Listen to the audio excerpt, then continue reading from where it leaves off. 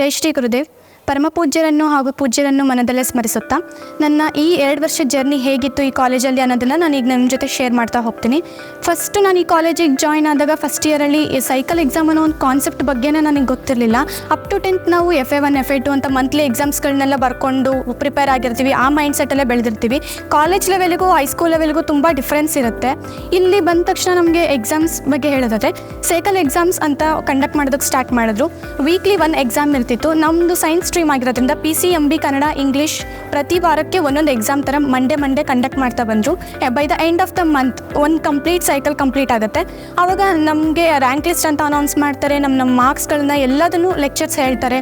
ಜೊತೆಗೆ ನಾವೇನು ತಪ್ಪು ಮಾಡಿದ್ವಿ ಈ ಎಕ್ಸಾಮಲ್ಲಿ, ನೆಕ್ಸ್ಟ್ ಎಕ್ಸಾಮಲ್ಲಿ ನಾವೇನದನ್ನು ಇಂಪ್ರೂವ್ ಮಾಡ್ಕೋಬೇಕು, ನಮ್ಮ ಮಿಸ್ಟೇಕ್ಸಿಂದ ಮುಂದೆ ಏನು ಪ್ರಾಬ್ಲಮ್ ಆಗ್ಬೋದು ಅನ್ನೋದನ್ನೆಲ್ಲ ಹೇಳೋದ್ರಿಂದ ನೆಕ್ಸ್ಟ್ ಅಪ್ಕಮಿಂಗ್ ಎಕ್ಸಾಮ್ಸಲ್ಲಿ ನಾವು ಪ್ರಿಪೇರ್ ಆಗೋದಕ್ಕಾಗಿರ್ಬೋದು, ನೀಟಾಗಿ ಬರೆಯೋದಕ್ಕಾಗಿರ್ಬೋದು ತುಂಬ ಹೆಲ್ಪ್ ಆಗುತ್ತೆ. ಈ ಥರ ಆಗೋದ್ರಿಂದ ನಮಗೆ ಎಕ್ಸಾಮ್ ಫಿಯರ್ ಕೂಡ ಕಡಿಮೆ ಆಗ್ತಾ ಹೋಗುತ್ತೆ. ಇನ್ನು ಲೆಕ್ಚರರ್ಸ್ ಬಗ್ಗೆ ಮಾತಾಡ್ತಾ ಹೋಗಬೇಕು ಅಂದರೆ ನಮ್ಮಲ್ಲಿ ತುಂಬ ಎಕ್ಸ್ಪೀರಿಯನ್ಸ್ಡ್ ಆಗಿರುವಂಥ ಲೆಕ್ಚರ್ಸ್ ಇರೋದ್ರಿಂದ ನಾವು ಯಾವುದೇ ಒಂದು ಕಾನ್ಸೆಪ್ಟ್ ಅರ್ಥ ಆಗಿಲ್ಲ ಅಂದರೆ ಅದೇ ಕ್ಷಣದಲ್ಲೇ ನಾವು ಅರ್ಥ ಮಾಡ್ಕೊಳ್ಳೋದಕ್ಕೆ ಅವ್ರು ಮತ್ತೊಂದು ಸಲ ಕೇಳ್ಬೋದು. ಸೊ ಅವ್ರು ಅದನ್ನು ನಮಗೆ ಎಕ್ಸ್ಪ್ಲೈನ್ ಮಾಡ್ತಾರೆ. ಒಂದು ವೇಳೆ ಇಲ್ಲೇ ನಮ್ಗೆ ಏನಾದರೂ ಹೆಸಿಟೇಷನ್ಸ್ ಆಯಿತು, ಇಲ್ಲಿ ಕೇಳೋದಕ್ಕೆ ಆಗಲಿಲ್ಲ ಅಂದರೆ ಇಂಡಿವಿಜುವಲ್ ಆಗಿ ಅವರನ್ನು ಸಪ್ರೇಟಾಗಿ ಕಾಂಟ್ಯಾಕ್ಟ್ ಮಾಡಿ ಕೇಳಿಕೊಂಡು ನಾವು ಕಾನ್ಸೆಪ್ಟ್ ಎಲ್ಲದೂ ಕ್ಲಿಯರ್ ಮಾಡ್ಕೋಬೋದು.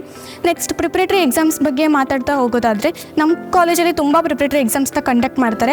ಅದರಿಂದ ಈಗ ನಾವು ಬೋರ್ಡ್ ಎಕ್ಸಾಮ್ಸಿಗೆ ಬರೆಯೋಕ್ಕೆ ಹೋದರೆ ಕಂಟಿನ್ಯೂಸ್ 3 hours ಕೂರೋದು ಕಷ್ಟ ಆಗ್ತಾ ಇರುತ್ತೆ. ಅದೇ ಪ್ರಿಪ್ರೇಟರಿ ಎಕ್ಸಾಮ್ಸ್ ನಾವು ಜಾಸ್ತಿ ಬರಿತಾ ಏನಾಗುತ್ತೆ ಅಂದರೆ ನಮಗೆ ಟೈಮ್ ಮ್ಯಾನೇಜ್ ಮಾಡ್ಕೊಳ್ಳೋದಾಗಿರ್ಬೋದು, ಅಥವಾ ಅಲ್ಲಿ ಮಾಡೋ ಸಿಲ್ಲಿ ಮಿಸ್ಟೇಕ್ಸಿಂದ ಕಳ್ಕೊಳ್ಳೋ ಮಾರ್ಕ್ಸ್ ಆಗಿರ್ಬೋದು, ಅದೆಲ್ಲ ಗೊತ್ತಾಗ್ತಾ ಹೋಗುತ್ತೆ.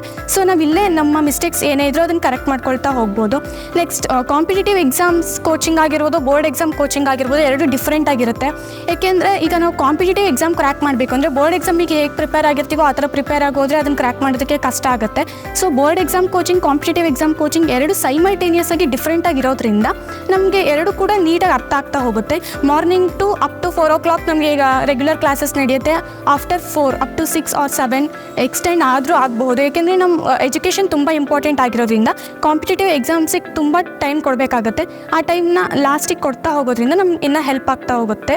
ಇಲ್ಲಿ ನನಗೆ ಈ ರೀತಿ ಓದೋದಕ್ಕೆ ಅವಕಾಶ ಮಾಡಿಕೊಟ್ಟಿದ್ದಕ್ಕೆ ಮತ್ತು ನನಗೆ ಎಲ್ಲ ಫೀಲ್ಡಲ್ಲೂ ಸಪೋರ್ಟ್ ಮಾಡಿದ್ದಕ್ಕೆ ಪೂಜ್ಯ ಪ್ರಸನ್ನನಾಥ ಸ್ವಾಮೀಜಿ ಅವರಿಗೆ ಮತ್ತು ಆಡಳಿತ ಮಂಡಳಿಯವರಿಗೆ ನನ್ನ ಧನ್ಯವಾದಗಳು.